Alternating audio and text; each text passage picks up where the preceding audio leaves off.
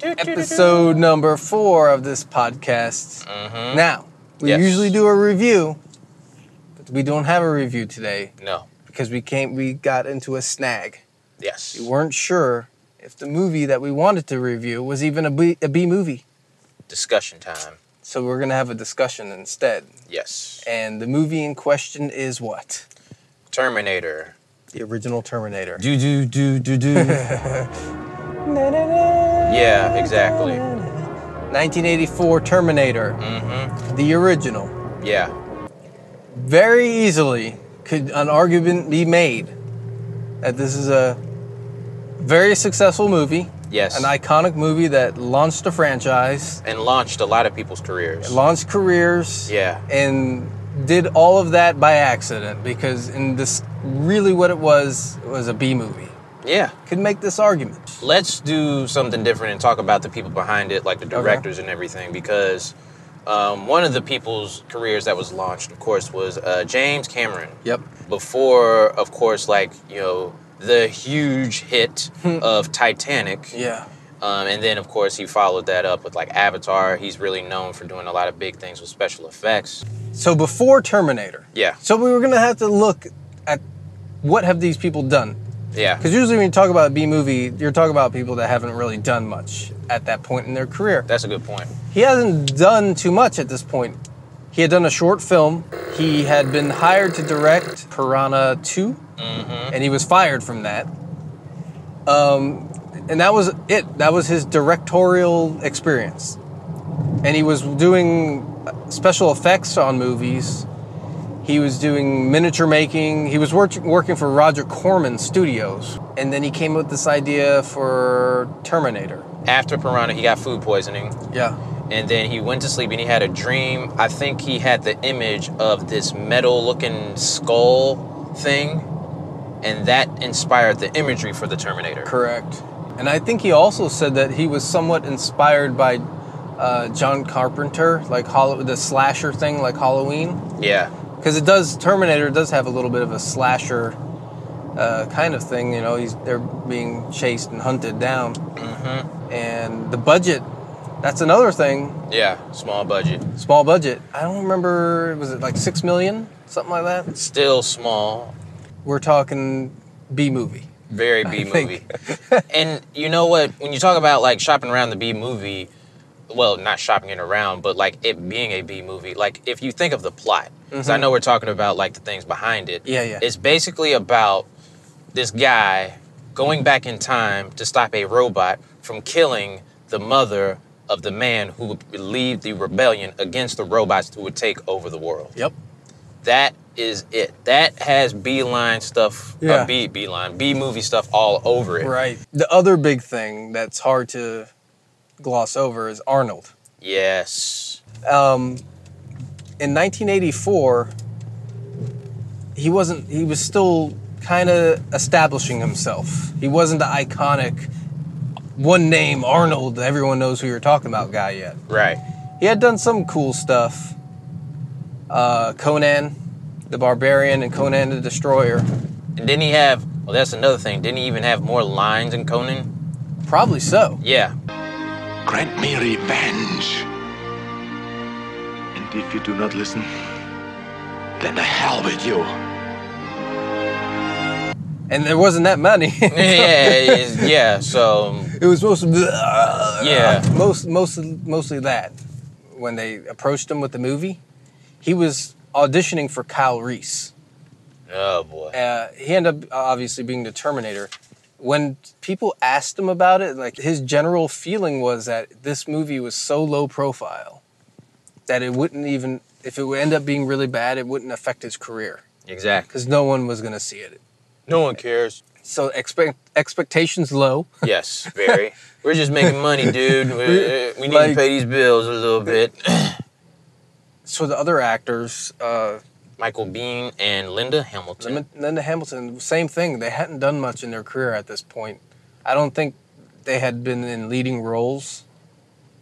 I know they were doing like television. Yeah. You know, just taking on whatever roles they can get, but not anything significant. So that everyone involved is new. So making the movie, what do we know about how this movie was made? Like $6 million budget. There was some special effects. Yeah. And for its time, not too bad, I would say. No. They did build the T-800 Terminator. Mm-hmm. So some of it, like, I think the T-800 looks real good. Yeah. And then there's certain scenes where Arnold is doing the surgery on the eye. Yeah. And that's obviously, like, very rubbery looking. It was not the greatest. The 80s was this weird time where you still were using, you were still using a lot of, like, puppets and, you know, that kind of stuff. And I think what James Cameron did right as a director was realize the scope he was working in. Because even in that shot, it's very shadowy. Yeah. And he's not trying to show you as much as possible. One of the things I do like about that scene is, like, they're showing, like, as he's carving out his eye, like, the blood hit the water. Yeah, that's cool. So I think one thing that James Cameron did that made this movie really stand out was realize that, you know, he can't do the big scope of things that, you know, of movies he was trying to compete with. Right. So that one scene was, like, a big thing. Like, because it could have been, like, you know, he tears off the whole thing, like the whole mask and everything, but it's like that one eye was damaged, so he just has that little, you know, he's picking out his eye, he takes it out, puts some sunglasses on, boom, done. You get that he is a machine. Yeah. And that... It works. It works, yeah. It worked great. Yep. Now, the other thing that I'm not really sure about this, but maybe a first in film, or at least something kind of a new idea, was the Terminator View. The red screen. Okay, and and it's telling him, giving him information. The ideas were innovative. That's a big part of it, yeah. And he was giving us some things. Yeah. That perhaps people back then had never seen before. So at the end of the movie, when the Terminator he has been burned. And he's walking around. He's he's got no more skin, no more clothes. It's just the ectoskeleton, the T-800. Now that's like stop motion animation, right? Yes. And it looks really cheesy to us. And we can easily say, oh man, B movie. Yeah. But for back then, to see that big machine moving like that. Yeah. That was pretty cool, I think. And with that, you know, going back to James Cameron as a director, he understood that's something that you have to wait to reveal. Because the thing is like, he waited to use that at the end of, like, the movie. Because what you have then is, like, I don't know if this is in film, but it's like the reveal of the true beast or whatever. Like, it's this machine. Like, of course, Arnold Schwarzenegger is this big guy. Yeah. But then, like, you have, like, still to this day, the Terminator still has that very scary look to it. It has pretty much just silver bones, silver skull, all that kind of stuff chromed out with those red eyes. Yep. And that just, it's a haunting thing, and you were talking about, like, it's an inspiration from John Carpenter. It has that haunting feel to it. So with that stop motion, yeah, you look back at it. Of course, it's going to look dated, but as a story element, it still stands up, because that's when you're really like, okay, this is not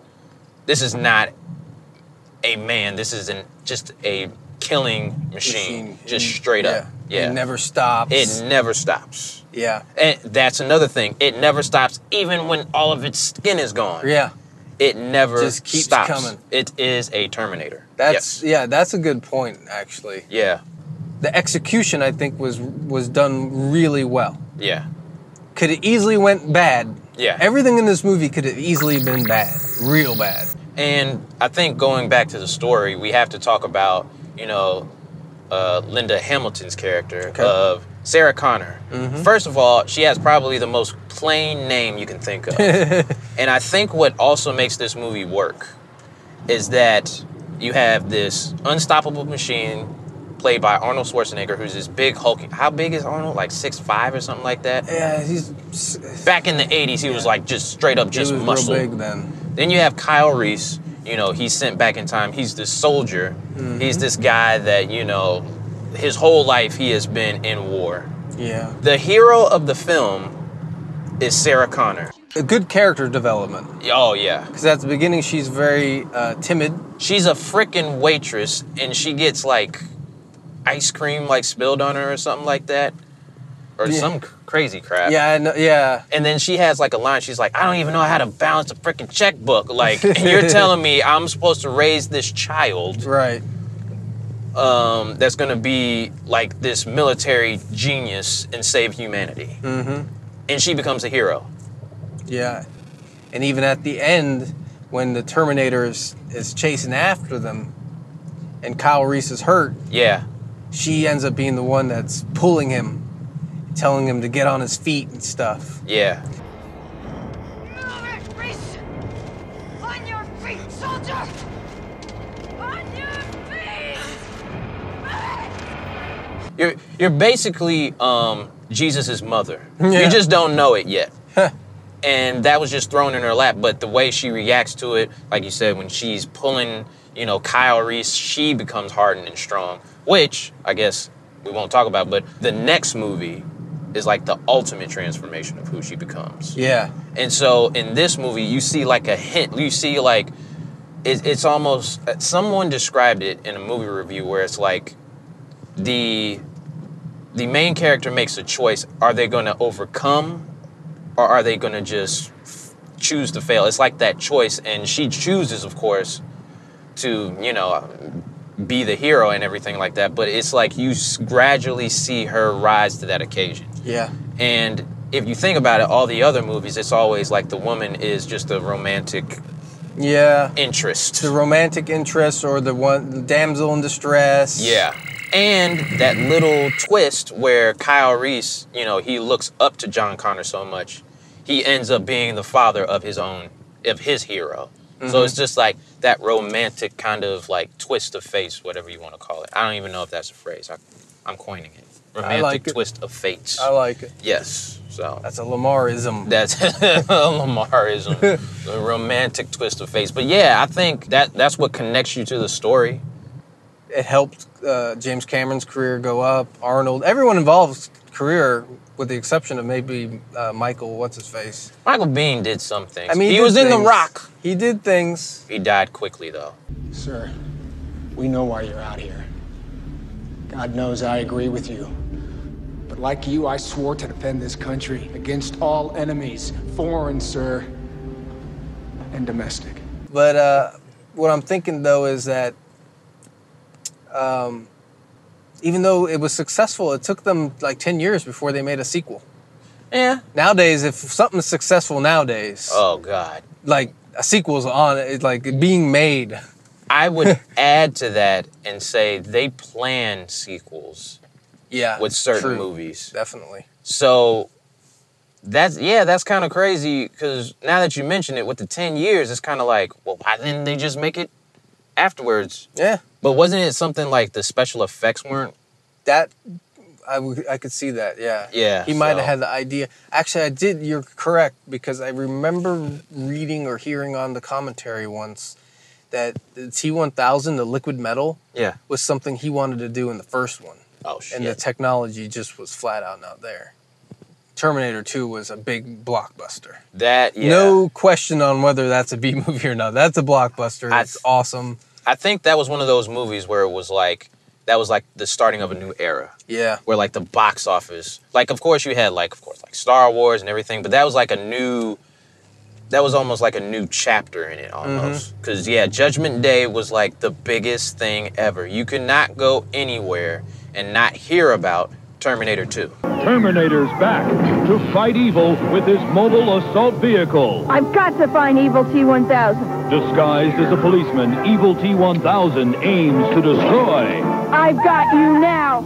And it all started with a movie that no one really believed in it except for James Cameron. Except for James Cameron and a couple people that were willing to throw him a couple bucks to make the movie. Exactly. and a couple bucks just to get like a nice return. Yeah. Not like this whole big like, you know, legendary film that people still, you know, I'll be back I think is like one of the top 10 quotes in film history. There was a big argument. Arnold wanted to say, "I will be back," because he said that a Terminator wouldn't use a contraction. So, which actually does kind of make sense to say, "I will be back." Cameron was the one that said, "No, man, make it, I'll be back." Yeah. And they went back and forth on it for a while, and so they ended up using, of course, "I'll be back." Yeah. Which, everyone, they use it in other movies now. Oh, it's man. just a thing. I'll be back. I'll catch this mouse myself. Ha ha, I'll be back. I heard Russell Crowe. Russell Crowe, Gladiator. Yeah. I'll be back. But just remember one thing. I'll be back. Oh. What, did I embarrass you? It's a perfect evening. Terminator 2 and salsa. You'll be back.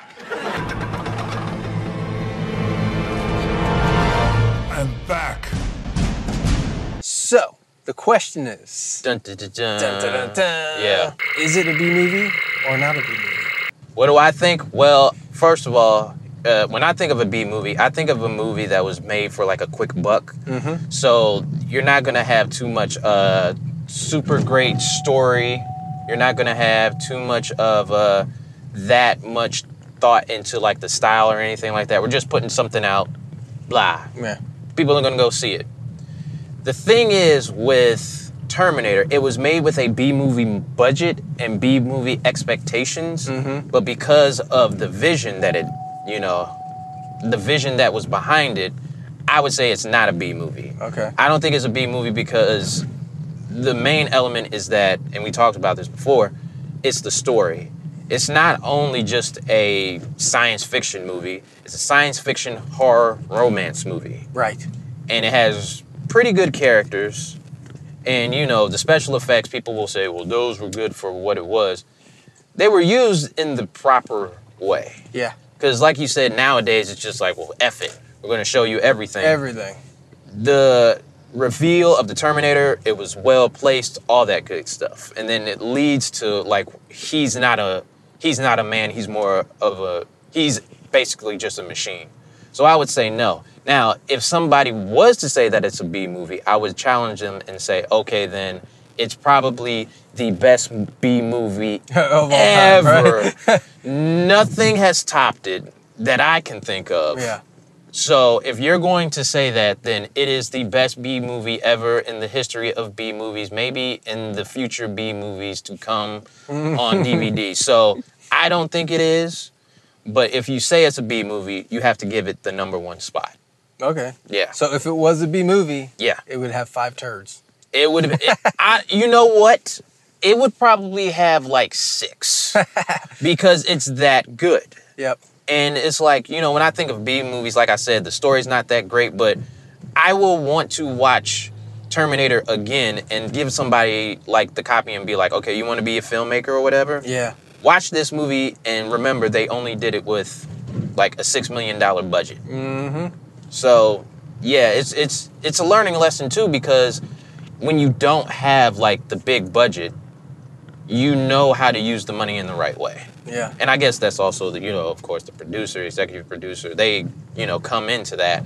But yeah, like a lot of the times, like you have movies now, they have all the budget they want, but it doesn't have the same impact that Terminator has. You forget them. Oh, it yeah. comes and they go. Yeah, like with all the superhero movies, some are memorable, but if you had to be like, oh man, all those movies are great, they have all the, no, they don't. Yeah. They're cool while you watch them, and then once it's over, you just kind of forget them. Exactly. Terminator is like, so it has that lasting impact. It really does, and you're always entertained by it.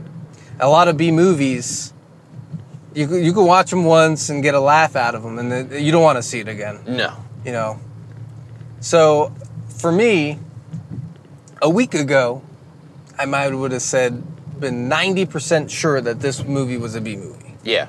And since we've had our discussion, yeah, I'm going to say Terminator is not a B movie. Okay. I'm going to say it could have been a B movie had it not been for the execution.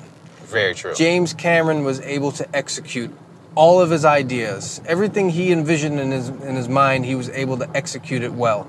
Right. If he would have just messed up just a little bit, this would have been another whatever B movie that we review all the time, where we go, oh man, that could have been good, but phew. So I'm gonna say not a B movie, and one of the most influential action, adventure, sci-fi movies ever. Yep.